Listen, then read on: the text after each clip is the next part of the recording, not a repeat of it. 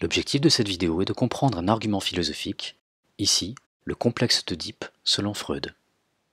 Il s'agit d'un argument qui vient en réalité de la psychanalyse.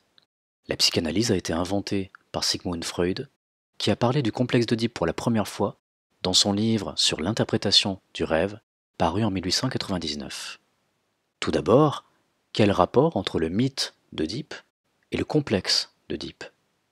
Dans la mythologie grecque, on sait que Oedipe va être amené à tuer son père Laios et à épouser sa mère Jocaste, mais tout cela sans le savoir. Il ne sait pas qu'il est en train de tuer son père, il ne sait pas qu'il est en train d'épouser sa mère, il s'en rendra compte trop tard.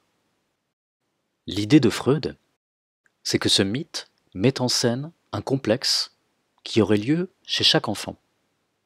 Chaque enfant éprouverait d'après lui un désir de meurtre et un désir d'inceste vis-à-vis d'un de ses parents.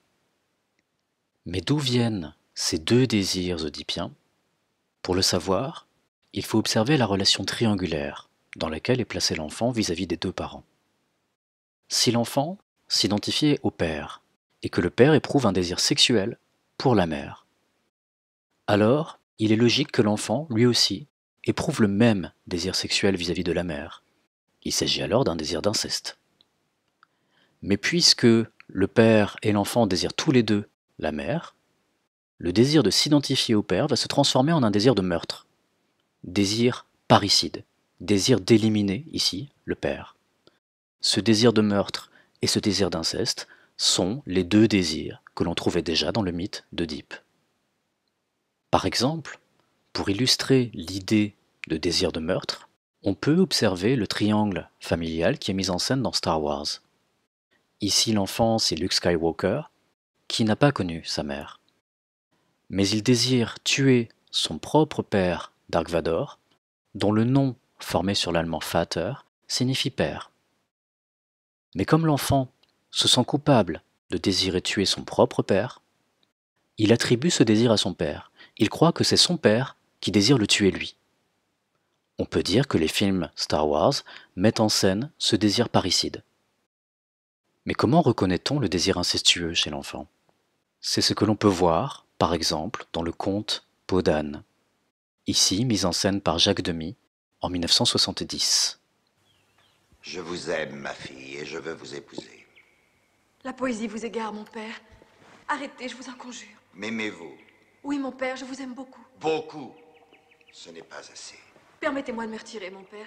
Je me sens lasse tout à coup et, comment dire, bien mal pensante. Bien ou mal, j'ai décidé de vous épouser, ma fille. Et je vous épouserai. Ne me poussez pas à commettre un tel crime. Laissez-moi réfléchir. Je vous donne jusqu'à demain. On retrouve dans ce conte la mise en scène du désir incestueux chez la petite fille. Dans la relation triangulaire, ici, la mère est déjà morte au début du conte. La petite fille éprouve un désir incestueux envers son père. Mais pour échapper à la culpabilité de ce désir, elle l'attribue à son père. Elle croit que c'est son père qui a décidé de l'épouser elle. L'ensemble du conte a pour but d'interdire la réalisation de ce désir. En effet, les deux désirs éprouvés par l'enfant, désir de meurtre d'un côté, désir incestueux de l'autre, vont forcément se heurter à l'interdiction des parents. L'enfant n'aura pas le droit de tuer l'un d'entre eux, ni d'épouser l'autre. Que deviennent ensuite ces désirs oedipiens? Il faut rappeler comment Freud imagine l'esprit humain divisé en deux grandes parties, l'inconscient d'un côté et la conscience de l'autre, séparés par le préconscient. Ici, l'enfant qui a un désir incestueux dans sa conscience, désir interdit, va devoir refouler ce désir. C'est-à-dire que ce désir va disparaître de la conscience pour être enfoui dans l'inconscient. Plus tard, ce désir cherchera à s'exprimer, en passant par la barrière du préconscient, mais il se heurtera à chaque fois à la même censure. Il n'a pas le droit de s'exprimer de cette façon. Plus tard encore, il trouvera une résolution, mais à condition de changer d'objet.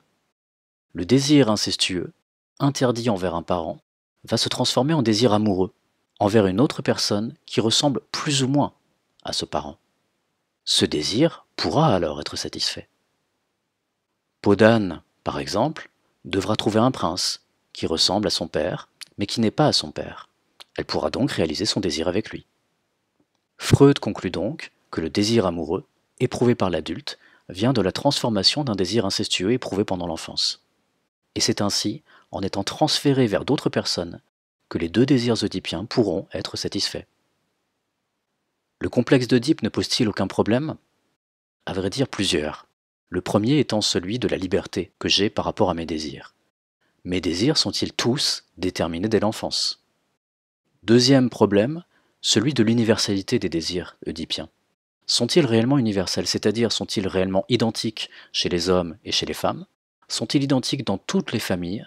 Et sont-ils identiques malgré les différences culturelles? Enfin, un problème scientifique se pose. Peut-on établir scientifiquement l'existence de ces deux désirs de meurtre et d'inceste?